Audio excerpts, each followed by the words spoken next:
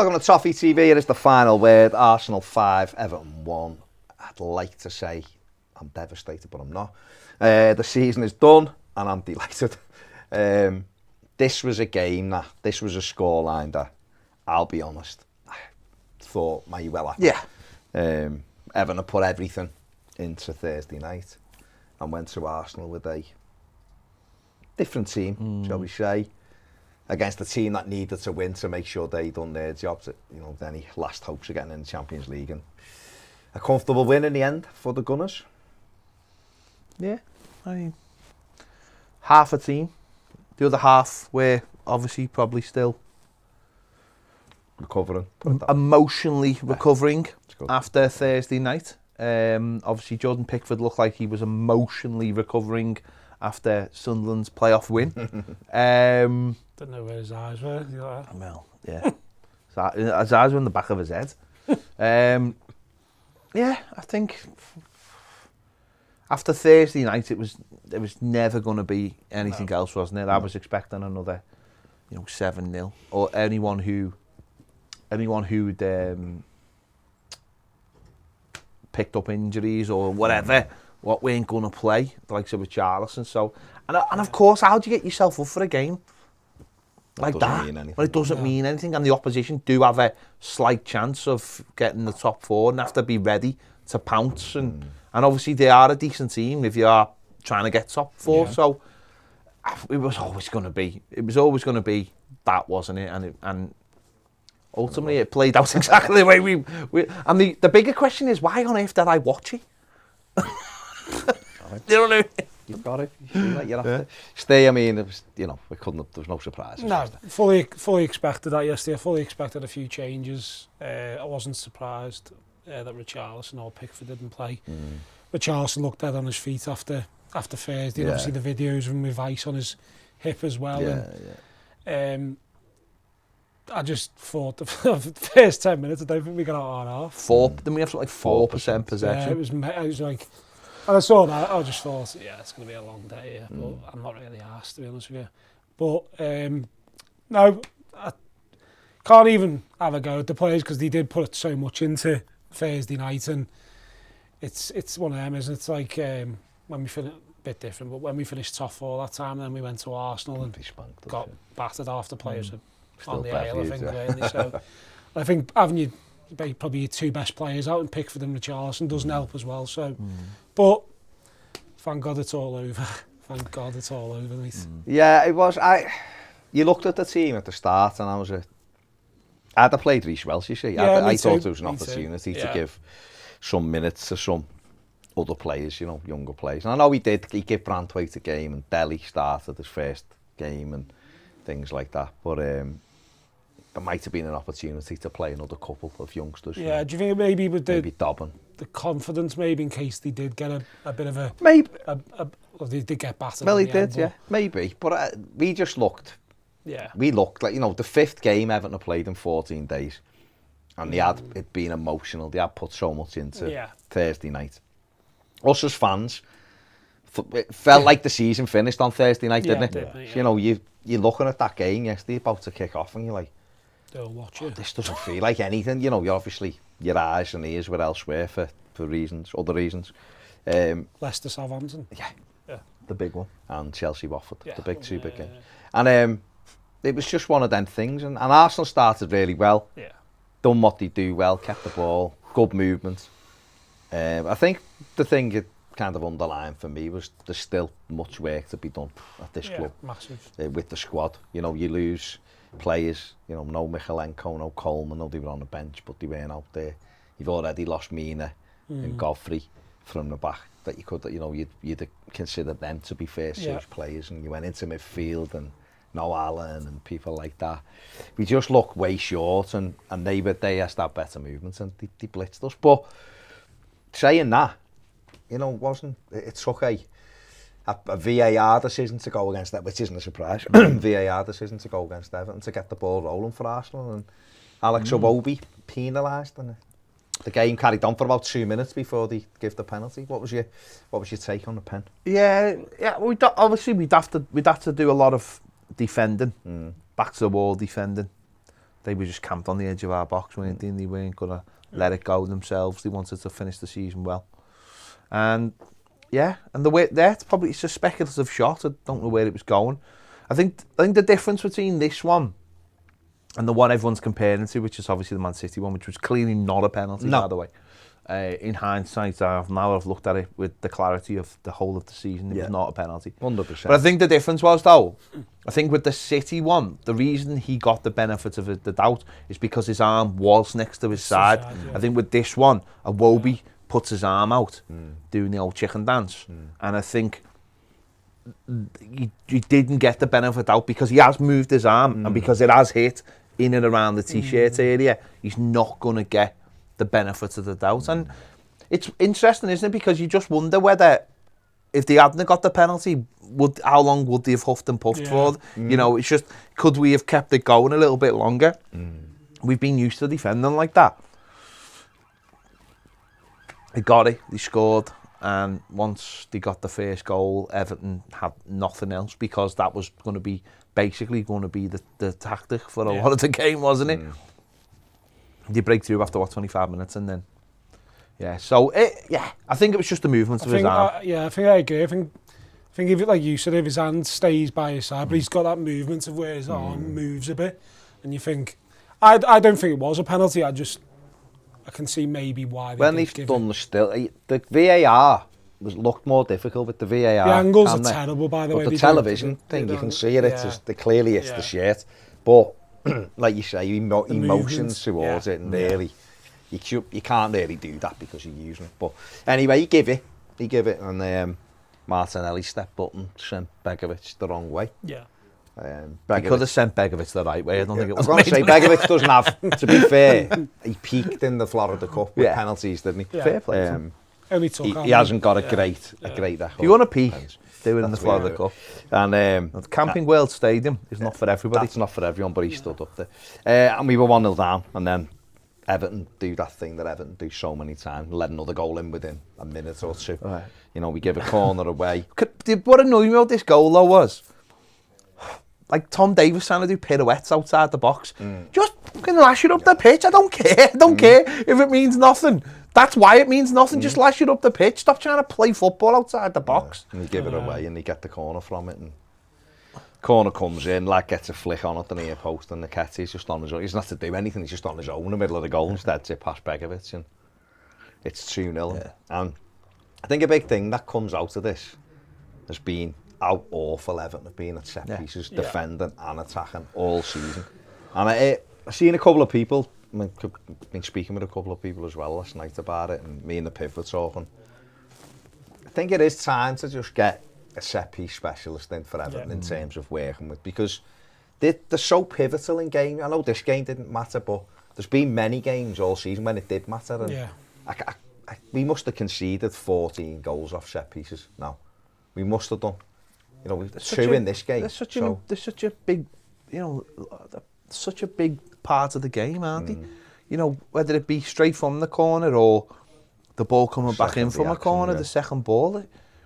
You know, it's a way that can change a game. They really do, set pieces and you know, corners. They really can change a game when they're tight. You know, you look at, like, say, the Watford game. You know, if we've got a good delivery, you know, then when we're scoring from it, and it's the opposite, you know, the same with the other way around. And you see so many tight games. Well, we lost West Ham and Villa at exactly. home. You see so, you know, even go back to the Watford game.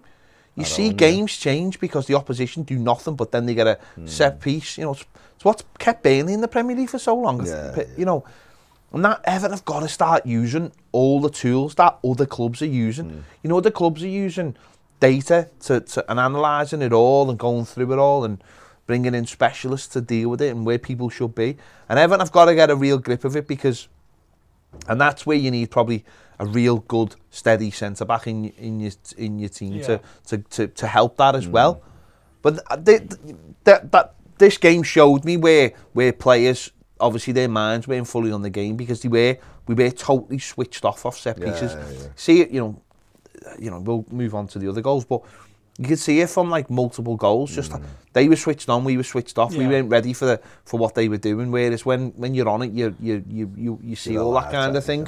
But we have to, it's something that, you know, there's two big factors from this season why we've conceded so many goals.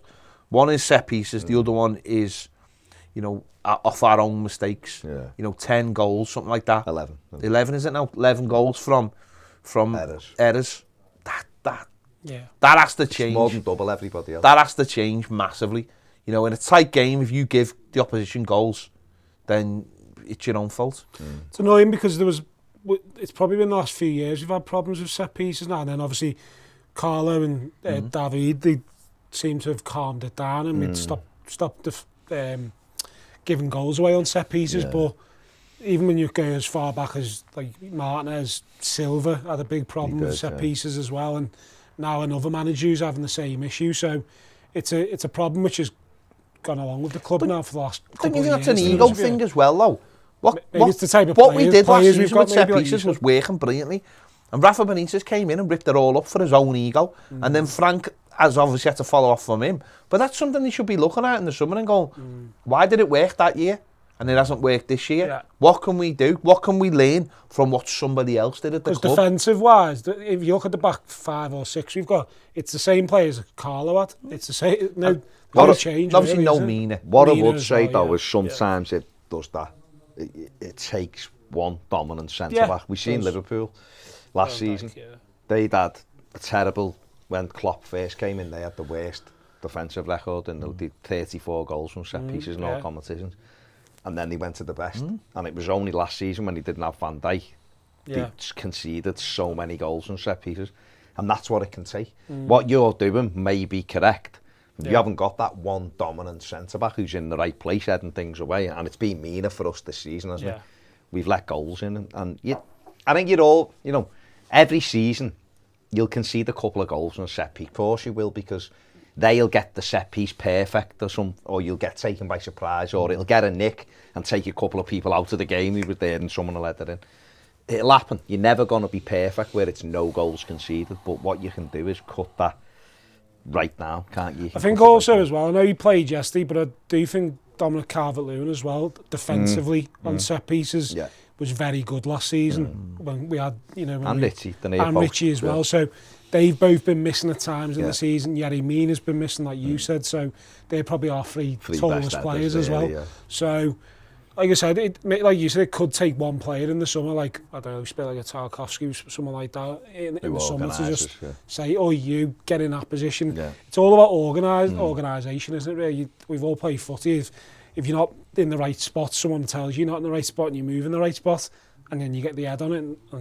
But something's got to change, because it's, you look at the two top teams in the Premier League. They score a lot of goals off set pieces. They also don't concede many goals off set pieces as well. So it's an issue which we need to get right in the summer. And I will give Lampard a bit of a pass, to be honest with you. He's been in the job 3 months. It's been game by game every week. It's hard, I suppose, to be doing set pieces when you've only got a limited amount of time on the pitch with the players as well. Not using that as an excuse, but it's fact. It's a fact. We've just played 5 games in 14 days. I imagine they haven't trained much in those 14 days as well, to be honest with you. So I think I think we can judge it maybe next season when he's got that time on the training pitch with them. And like you said, we might bring in like an Anthony Barry, who's got a very good record at Chelsea with that set piece wise as well. So yeah, definitely something that needs looking at. Everton did get back into the game, and it wasn't a bad goal. We'd had a little opportunity with Damari Gray, which he did straight at Ramsdale, either side of him, he scores and he hit it straight at him. But it wasn't a bad little goal. Dominic Calvert-Lewin done really well, and good run, and then got it back and just put it across the 6-yard box, and Donny van der Beek arriving to... Well, obviously he'd come on for the Corey, hadn't he? Which was an interesting one. I just wonder why he just didn't start him. Well, what's mad is the Corey got injured in the warm-up. Yeah. And yet he still kind of... I mean, he must have said, I feel all right, but quite clearly he wasn't all right, was he? And Donny came on and got his goal and got us back into the game by scoreline, if nothing else, really, didn't he? But showing that, you know, you get players in the box, having 4 men in the box for that goal.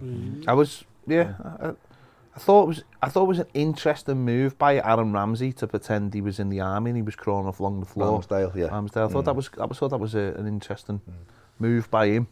Aaron Ramsey probably tried to pretend he was in the army the other night after missing the pen, going camouflage. Ramsdale, scored a goal. It was good to see a midfielder arriving late in the box because we don't usually have many midfielders. It's first and only, let's be honest, it's first and only goal for Everton. No, it is, yeah. That'll be it is, the first and last goal for Everton. Yeah. But he's, like you, I did find it strange that if he got injured in the wall, why not just do it in the wall? Because it's basically a waste of a sub. it was a game as well, that didn't matter. Yeah. So, but He must have said to Corey. it's good to see him get in the score. We'd never see him playing Everton shirt again. But yeah. Not that I think he's going to be a massive success at Man United, but he's going to get a chance. No, do you? So He'll get a chance to fail at Man chance, United, which he will. We'll see. He's not good enough. No. It's just the pace of it, isn't it? Yeah. It's the pace of this league. You seen Arsenal yesterday. You know, just the movements. quick out, They quick just out go. the feet. Odegaard and people like that off they go. They didn't even have like Movements Smith in it. Rowe and A stuff. lot of It's movements. And the athleticism to be able to do it. And they came out second half and Everton give a awful goal away again off a set piece. Absolutely pathetic goal. You know, they take a corner. They just knock a flat ball on the floor to the edge of the box. I think Van der Beek slips and Cedric hits it. Goalkeeper, mate. And the goalkeeper goes onto his knees for some reason. And it goes over his head. Whereas if he just stood up, 6'5", Straight at him. he'd have caught it like that. Yeah. It was a strange thing by Begovic. I honestly don't understand why he went down, made himself smaller, but we should have been alive to the ball, to the edge of the box, shouldn't we? You alluded to it before, but we just weren't switched on at all. That's when you can tell, can't you? That's when you can tell players just don't want to be on the pitch. Yeah. It's a hot day. You're already getting beat. You know you're not getting back into the game. Yeah.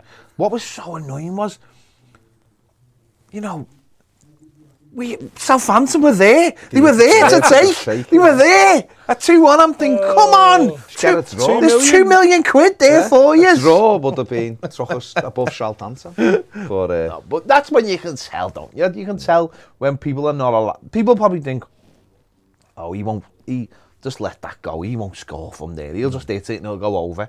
And before you know it, you know. It's like the difference in it. You look at the other night when Seamus went and got that ball. That is the difference. That yesterday was like half-hearted. That is the difference, isn't it? That Thursday was the game. That was the end of the season. Yeah. This was just fulfilled the fixture, didn't we? Just finished. That's what my dad said yesterday. My dad said, let's be honest, we've just fulfilled the fixture. Yeah, It's all we're doing. And that was it. The fans have gone down for a few bevies. Yeah, Nice train journey to London. Yeah, nice sunny day. Sunny day. And it was there you go. 86 minutes And you've of the just... game. And you, 3-1 and then 3-1 became 4-1 with, and it was Odegaard, wasn't it? No, so That was Gabriel. Yes, there was that many. It Dreams was do come Gabriel, true. and again, It was out of reach then, wasn't it?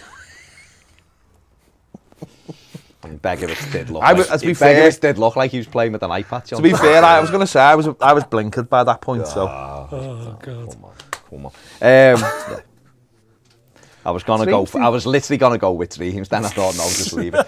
But it was a bad goal again to give away. We had enough men around the box to be able to clear it. Yeah. And it gets popped through to Gabriel, and he hits a shot which the goalkeeper should save. Let's be honest, and he lets it roll over his head and it bobbles in for 4-1. And you're like that, aren't you? You know, you're 4-1, and then it really, you know, we used the opportunity. We got Isaac Price on for his Premier League debut. The Anthony Gordon sub I thought was crazy. I honestly thought that was a weird sub. Lewis Dobbins there, and just put Dobbin on. Welsh even, It was your opportunity to give those two lads a go. Like, and I just didn't understand Anthony Gordon. He's put loads in. The kid's knackered. He's put everything in. Yeah. There was no reason to bring him onto the pitch. But listen, it is what it didn't really matter. But I just would have given Dobbin that time. And then 4 became 5 with Odegaard, who, again, no pressure on the ball. Walks round and is able to just pass the ball. Do you think the keeper should do a lot better with that one as well? Mate, he could have done better with every goal. It took him about half an hour to dive down, to be fair. But again, the pressure on the ball as well. I know. Yeah, it was a training game, wasn't it? It was like a training game in the end. There was nothing to play for. We had a couple of half chances. We had Isaac Price at the far post. We should have took a touch, and then he's got to roll it across at the goal. And the other one where Ramsdale for some reason was arsing about with the ball, and he got lucky. Price closed him down, he managed to kick it against him. But it was few and far between. Arsenal were well worthy of the winning. And you looked at it and just thought, well, okay, Tom Davies has got some game time after being injured. Yeah, he run around a bit. Yeah. Oh, but he's back on the pitch, isn't he? No, he didn't expect to play, did he? And No. Dom looked all right, but he was on his own. He was just isolated, wasn't he? And there was nearly much more to say, was there? A few of them, you'd look and go, are you good enough? I think it's going to be a big summer for a lot of them, isn't it, to decide what they want in their own careers and whether they come forward with Everton now or not. I did feel a bit sorry for Jared Bramford. He had one of those days, didn't he, where he just looked completely lacking confidence. I don't know if that's sending. Do you think he needs a loan? If we're being perfectly honest with it, he's 19 or 20, 19 or 20, yeah, still 19, yeah. And he's been up and down in games. Like some games he's looked good in, and other games he's looked like not out of his depth, but he's looked like he's just not quite ready. He's had a lot of injuries as well. And injuries as well. I don't know whether. I think he needs a bit. He just needs like a bit of a career plan, doesn't he? He needs to sit down and work out what the career plan is for him. If he's going to be at stay at the club, he's got to play. He's got to be in and around the team, the players. I don't think he's quite got the nous yet to go back to the sending off last week. I think there was one yesterday. He was running again. I was thinking, oh my God, Saka was running. I just don't think he's quite got the nous, and I do think he needs to go somewhere, probably in the Championship, toughen up a little bit. A lot of the times he just looks a little bit shocked and a little bit in awe of what players are doing. He probably doesn't see that kind of stuff in our training, and he just looks a little bit shocked at what people are doing, and it takes him by surprise at times. I think he does lack that a little bit of experience, or a lot of experience really, and I think the only way you're going to get that is by playing games. I think that's the only way he'll go to the next level. I think that helps with the injuries as well, playing. Yeah. Otherwise I think it'll be painful while he's at Everton. Do you know what I mean? We'll have to deal with those mistakes. I don't think he's not that. He's not that sort of, you looked at like the John Stones of the world and people like that. He doesn't quite have that calmness that those players had, and maybe a little bit older, and had been playing games in the Championship, by the way, and learned that calmness. I think he has to learn that, get that calmness, and maybe a year in the Championship will do that, playing regularly. It might be maybe like a late loan, maybe, or like. I wouldn't though. I think you've got to map him. I think that's got to be mapped out. That shouldn't be a spur of the moment thing for me anyway. That has to be genuinely mapping out his career. Because to me, when people do that, like a late, we'll keep you. Well, I don't think that does anyone any good. When clubs go, we'll keep you because we didn't do this or we didn't do that. For me, I would decide now and go, the best thing for your career is, if we send you on loan for a year, we bring in a fella who's going to be here for a couple of years, and when you come back, you're ready to go. I don't think it does anyone any favours doing, we might keep you, we mightn't keep you. Everton have been far too guilty of that in the last few years, and it's why so many players have gone out the door, young lads. I would worry for him. Obviously, you're seeing links at the moment, aren't you, with this young Chelsea lad as well. That would be a worry for me if I was Bramford, if you're bringing in someone who's a similar age. Yeah, but if that kid's ready, and Chelsea sends us on loan to put the final touches on that, and he goes somewhere and we do exactly the same thing, then that to me makes... Colwell's just played a year at Huddersfield. That's what I'm saying. He's played the whole season. So that to me makes perfect sense. That's not... If I was Branthwaite and they said that, I wouldn't see that as a threat. I'd see that as, well, I'm doing exactly what he's just done.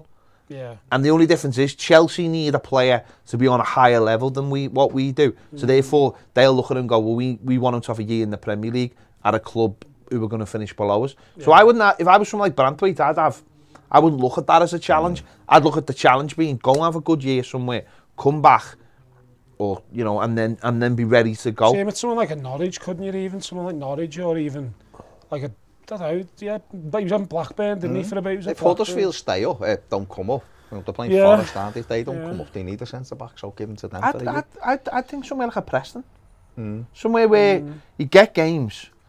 Are they going to? I don't think it's about whether they're going to be challenging to become into the Premier League. I think it's about going and learning how to defend properly have a full season, get all those injuries out your system, play every single week, take your knocks. Don't forget, it's your body, isn't it? It's your body, it's recovery. It's how you recover, where if you're playing forever, you're training, then you play a Premier League game, then you're out for 3 weeks, then you're back in for a Premier League game, and then you're out for it. You're going to pick up stuff, whereas once you start playing, your body becomes battle hardened. But I also think it's not just about that as well. I think he has to learn a lot of like the little tricks of what centre forwards are going to do against them.